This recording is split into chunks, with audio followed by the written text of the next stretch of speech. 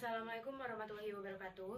Perkenalkan, nama saya Triana Ramadanti, NPM 2210100302, kelas K Fakultas Hukum, mata kuliah Sosiologi Hukum. Baiklah, saya di sini akan memperjelas jawaban UTS saya yang nomor pertama, yaitu mengenai pendekatan instrumental. Pengertian dari pendekatan instrumental memandang hukum sebagai alat atau instrumen untuk mencapai tujuan tertentu dalam masyarakat.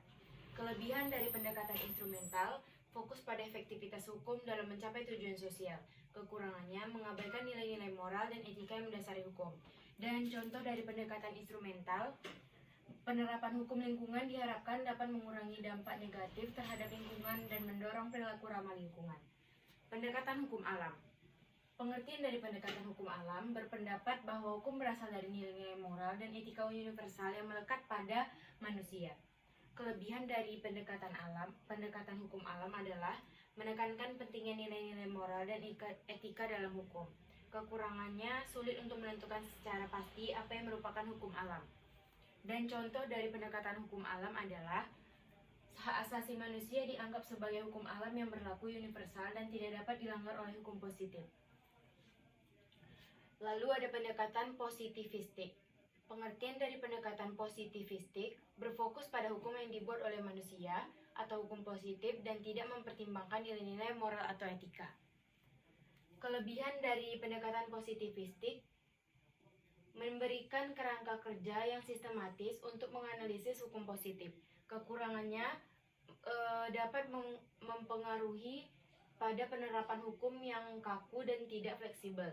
Contoh dari pendekatan positivistik, analisis terhadap proses pembuatan undang-undang, penerapan hukum, dan mekanisme peradilan. Lalu ada pendekatan paradigma. Pengertian dari pendekatan paradigma dalam sosiologi hukum menggunakan kerangka berpikir yang lebih luas untuk memahami hukum dalam konteks sosial. Kelebihan dari pendekatan paradigma memberikan perspektif yang lebih holistik dan komprehensif tentang hukum. Kekurangannya dapat menjadi terlalu luas dan sulit untuk didefinisikan secara pasti. Contoh dari pendekatan paradigma, analisis terhadap pengaruh budaya terhadap sistem hukum. Baiklah, ini jawaban UTS Sosiologi Hukum nomor 1. Nah, di sini saya akan menjelaskan jawaban UTS Sosiologi Hukum nomor 2, yaitu pendekatan yuridis empiris.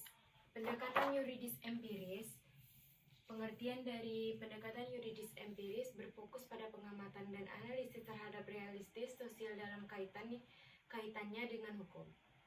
Contoh dari pendekatan yuridis empiris, penelitian tentang efektivitas undang-undang tentang larangan merokok di tempat umum.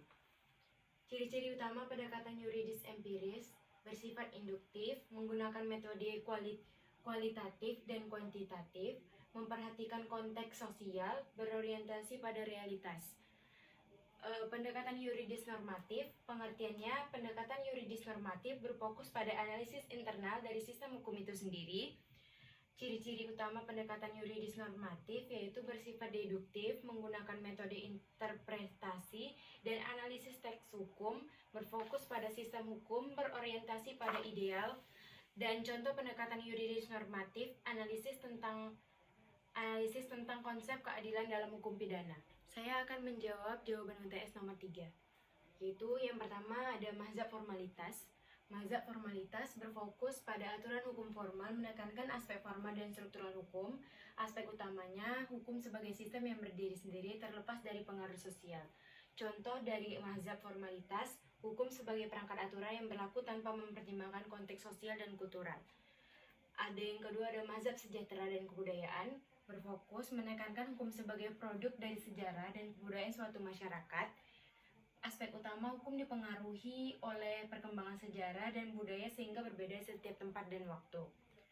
Contoh dari mazhab sejarah dan kebudayaan, sistem hukum Indonesia berbeda dengan sistem hukum di negara lain karena dipengaruhi oleh sejarah dan budaya yang unik.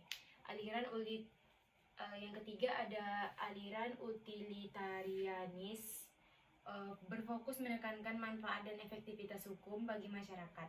Aspek utama dari aliran utilitarianis hukum yang baik adalah hukum yang bermanfaat bagi mayoritas masyarakat. Contohnya, hukum pidana yang bertujuan untuk mencegah kejahatan dan melindungi masyarakat. Yang keempat ada aliran sosiologikal jurisprudence. Itu berfokus menekankan hubungan timbal balik antara hukum dan masyarakat. Aspek utamanya, hukum dipengaruhi oleh masyarakat dan hukum masyarakat. Contohnya, hukum keluarga yang dipengaruhi oleh perubahan nilai dan norma masyarakat.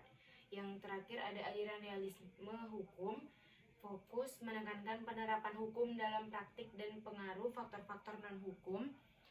Aspek hukum tidak hanya tentang aturan formal, tetapi juga tentang perilaku dan keputusan para hakim dan aparat penegak hukum.